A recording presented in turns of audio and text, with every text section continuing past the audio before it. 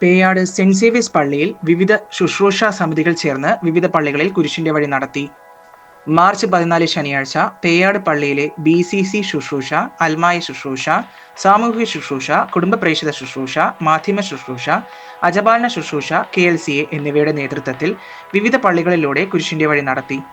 രാവിലെ 6:30 ദിവ്യബലിക്ക് ശേഷമാണ് കുരിശിന്റെ വഴി ആരംഭിച്ചത്. പേയാട് പള്ളിയിൽ കുരിശിന്റെ വഴിയുടെ പ്രാരംഭ പ്രാർത്ഥനയും ഒന്നാം സ്ഥലവും പ്രാർത്ഥിച്ച് ആരംഭിക്കുകയും തൃത്തപുരം ഓർ ലേഡി ഓഫ് സോറോസ് ഫൊറോന പള്ളി, കൊച്ചു വേളാങ്കണ്ണി പള്ളി എന്നിവിടങ്ങളിലായി കുരിശിന്റെ വഴി പൂർത്തീകരിച്ചു.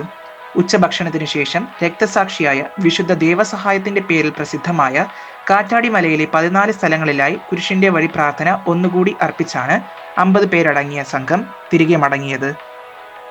ഡീക്കൻ രജീഷ് ജെയിംസ്, സിസ്റ്റർ ലൈസ മേരി, അജിത് രാജ്, റസാലം, വർഗീസ് ബാസ്റ്റൻ, കുമാർ, സജീവ് രാജ് എന്നിവർ കുരിശിന്റെ വഴിക്ക് നേതൃത്വം നൽകി.